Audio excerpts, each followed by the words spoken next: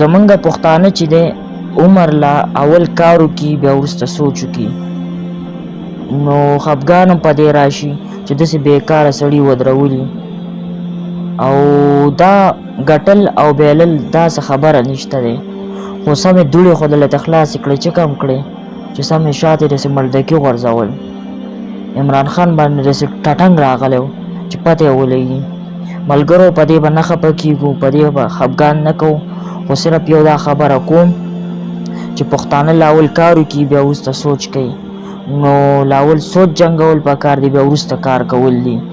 نو مونږ دغه وایو چې صحیح سړی راوستلی وی او پټکې والی شکر دی الحمدلله، سپینه ږیری ده، بزرګ سړی دی، نو صحیح لاره به مونږ ته ښودلی وی چې داسې بېکاره او داسې بېکاره پرزې زمونږ دپاره راځي او مونږ ته صحیح لاره ښایي. داسې سړی دی ټول عمر یې د امریکې غلامي کړې ده او مونږ ته راشي بیا دلته خبرې کوي.